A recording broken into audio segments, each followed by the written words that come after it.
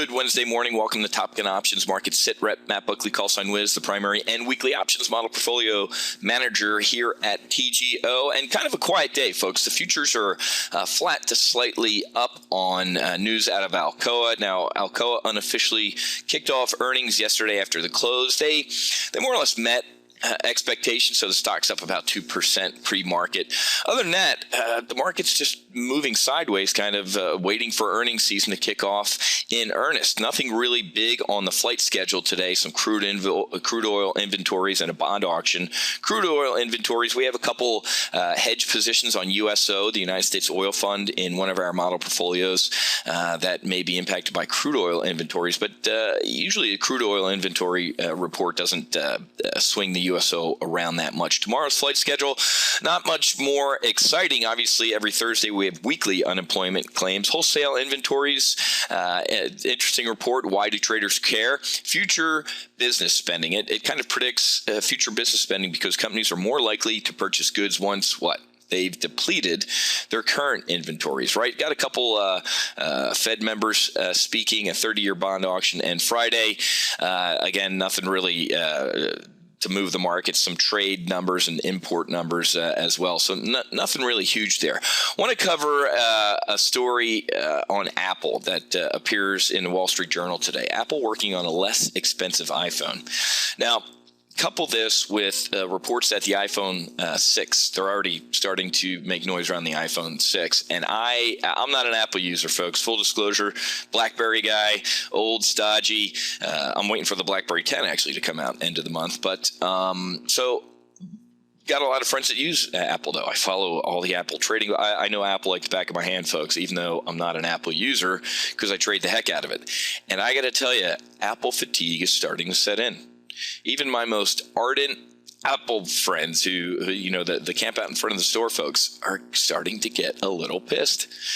They're like, whoa. I just literally got my iPhone 5, and now they're coming out with an iPhone 6. When's the iPhone 32 come out, folks? When's the iPad mini iPad come out? I really believe that technology is starting to become commoditized. The Amazons, the Samsungs, the Android 3, Lenovo's rumored to be coming out with a phone. I'm telling you, folks, that Apple is going to see sideways to downward pressure.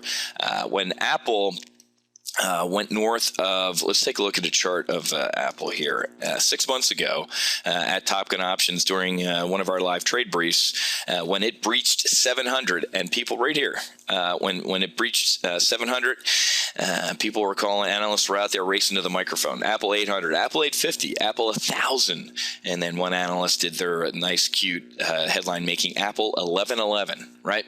I said sold the hell out of Apple. I said Apple's going to see 600 before it sees 1,000, and I was wrong technically. Why? Because Apple saw 500. So I said it would see 600, and it went all the way down to 500.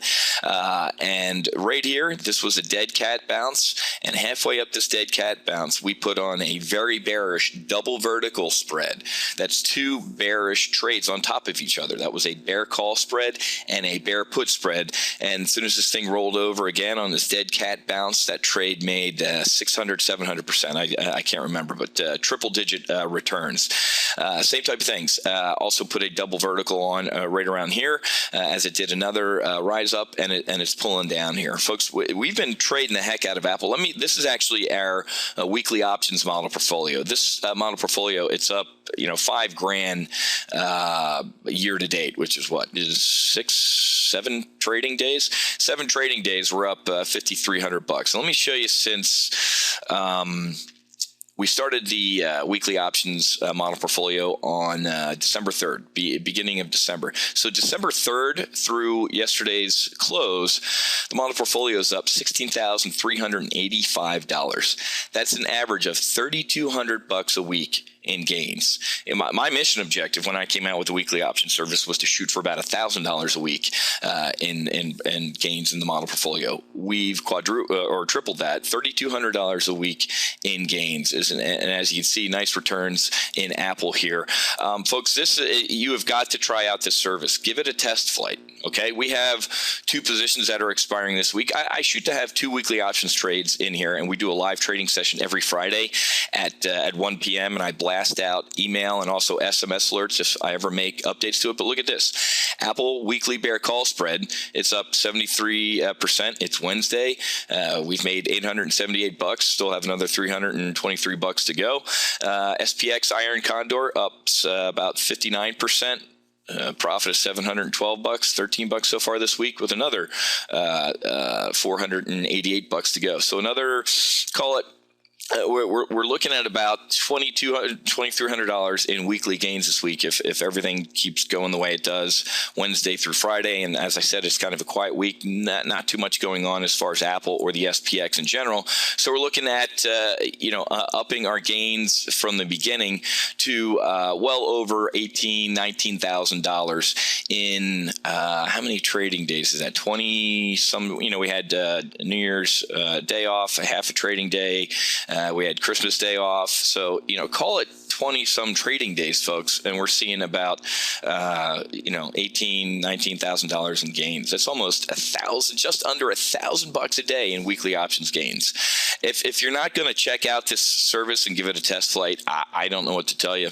You don't know what a good trade looks like. So go to members, and I'm going to show you a bearish trade here on Apple in a couple seconds. But I'm evangelical about this stuff, folks. That's why I'm telling you about it. Go to services, and you can hover over weekly options, or just go to topgunoptions.com/weekly-options. Scroll down, click Take a Test Flight. Don't take my word for it, right? People lie, numbers don't.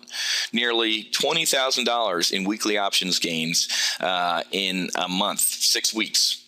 Like I said, we are averaging $3,200 a week in profits in this model portfolio. Can it continue? I hope so. Obviously, past performance is no indication of future results, but I certainly hope so. In this type of environment, weekly options are great to use. Why? I don't want to be too long trading the front months. January, February, folks, we have a debt ceiling debate coming up at the end of February. Timmy Geithner can only use accounting gimmicks so long to stave off we officially defaulted on our debt January 1st. Legally, we defaulted. But through smoke and mirrors, Timmy Geithner could push that to the end of February. We're going to see volatility increasing. We're going to see cats and dogs living together. The Republicans are going to dig their heels in, and it's going to get ugly. You think the fiscal cliff debate got ugly. Republicans are not going to fold like a cheap suit this time like they did last time. And along with this Apple fatigue, Apple's coming out with earnings towards the end of the. Well, let's officially take a look here. Towards the end of the month. So I've been using weekly options on Apple. Apple tends to trade sideways into earnings. They usually don't have any wild swings prior to earnings. And with this talk of an iPhone 6, I know some folks, especially Top Gun Options, are like, "Hey, Whiz, isn't that good news?" No, it's not. It's bad news. The turnaround cycle between the iPhone 4 and the iPhone 5 was under a year. And that was the first time it's been under a year. So I really think that between the passing of Steve Jobs and Tim Cook taking over, Tim Cook's the guy that says, "I want a new product by this date." Steve Jobs would say, "I want a new product." And until it's ready, it's not going anywhere. Okay, so we're going to continue trading weekly options. I'm going to continue to be bearish weekly with Apple. We currently have a Jan18, obviously this Friday, this trade right here that expires. Hopefully, and there it is right there. Both those trades, $1,200 a piece. Looks like they're going to capture a full profit this week of $2,400. Imagine potentially doing that 52 weeks a year. Obviously, that's not going to happen, but that would be my target. But out to expiration, which is next Friday, I'd be taking a look at a bear call spread, another bear call spread on Apple. Now, Apple can move wildly, right? As we've seen, it's really found its new, I'm not going to say happy place because I think this is unhappy for Apple, but it's really trading, if 505, 510. Yeah, we saw the spike on the fiscal cliff resolution up to 555. That ain't going to happen again anytime soon. So a nice safe bear call is the 545, 550. Let's see what type of premium we're looking at out to next expiration or January expiration. So the bear call spread, folks, is saying I do not believe that Apple's going to go above 545, and then I'm going to buy a 550 call on top of that as a hedge.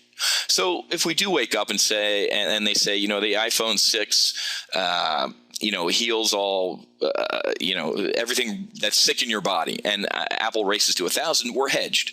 We're stopped. Our losses are stopped out at 550. So let's go ahead and build this trade. It's called a bear call spread, and I'll show you exactly what we do in our weekly options live trading sessions.